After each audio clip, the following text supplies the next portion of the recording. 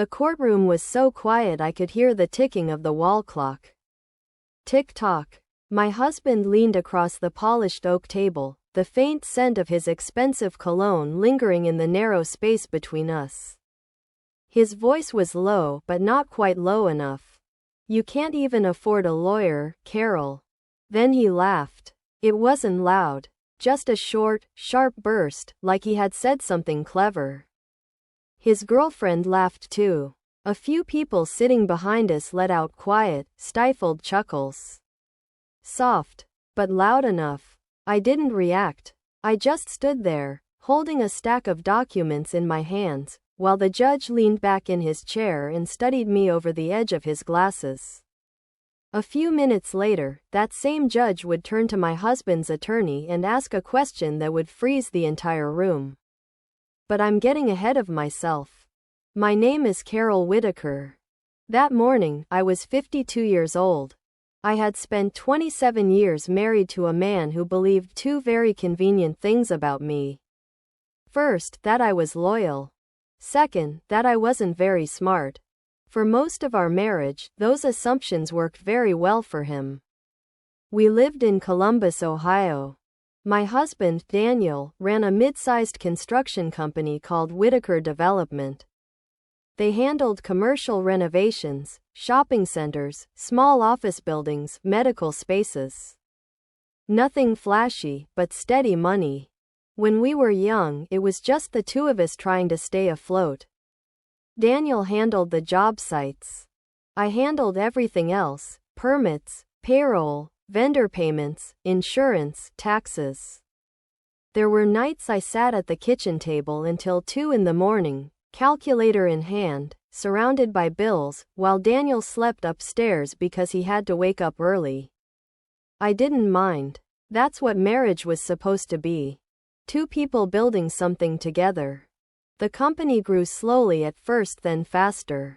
By the time we reached our 20th anniversary, Whitaker Development had 30 employees and contracts across central Ohio.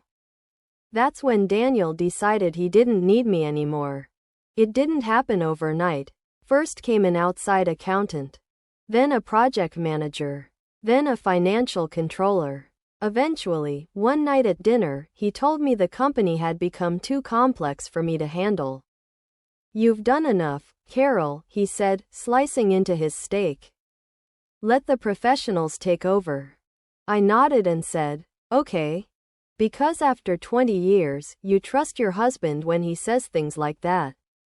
Looking back, that was the moment everything started to change. A few years later, I noticed something else. Daniel began working later, traveling more, buying new suits.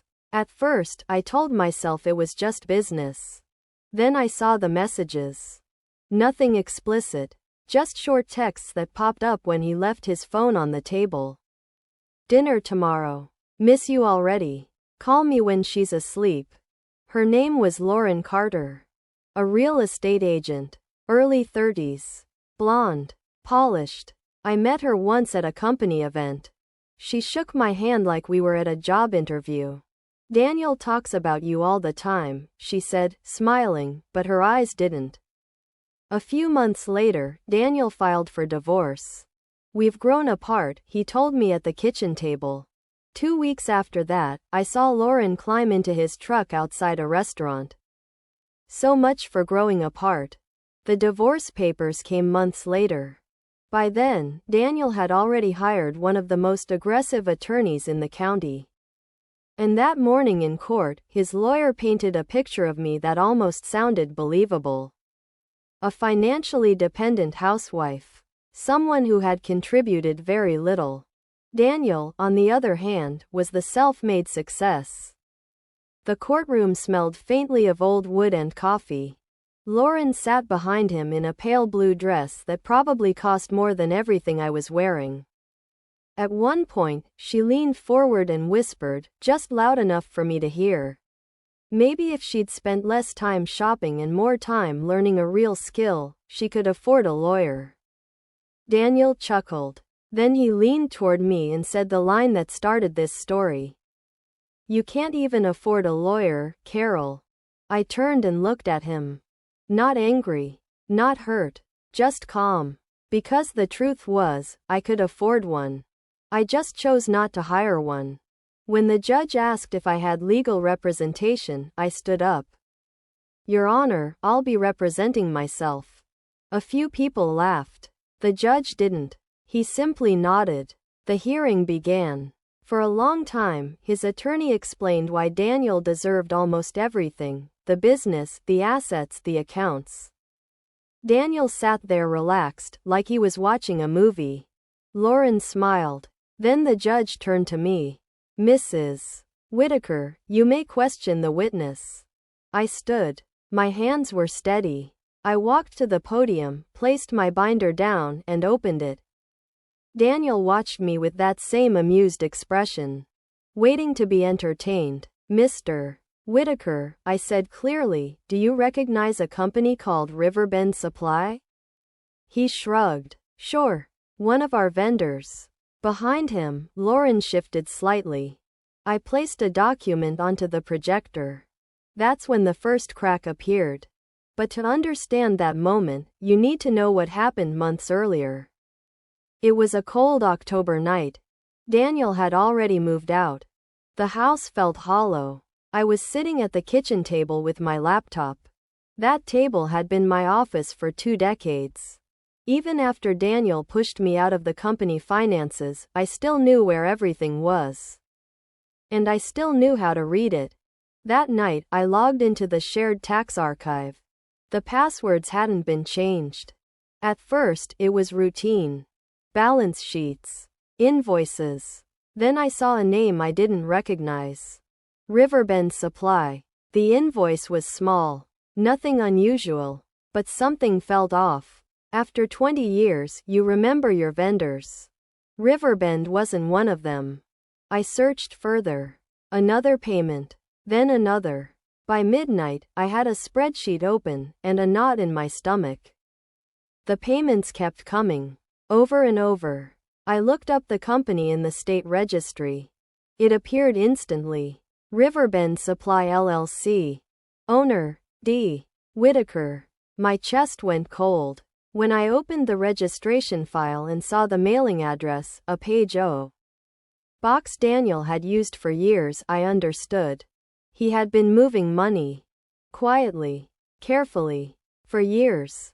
Over time, I confirmed everything. Riverbend wasn't real. It was a shell. Money flowed into it and disappeared. The total was staggering. Millions. That was the moment I stopped being confused and started preparing. I didn't confront him. I didn't go to the police. I studied forensic accounting, financial fraud, how money leaves a trail, even when someone tries to hide it. Every night I learned. Every night, I followed the numbers. And the numbers told the truth. Back in the courtroom, I asked my next question. Mr. Whitaker, are you the registered owner of Riverbend Supply? For the first time, he hesitated. Then he said, no. I placed another document on the screen. His name. Clear as day. The room shifted. The silence changed. I kept going. Payments. Transfers. Totals. The story he had built, perfect, confident, untouchable, started to unravel. Thread by thread. And for the first time in years, Daniel Whitaker stopped smiling. Because the woman he thought wasn't paying attention had been watching everything. And in the end, it wasn't anger that brought him down. It wasn't revenge. It was patience. And the quiet, undeniable truth that numbers don't lie.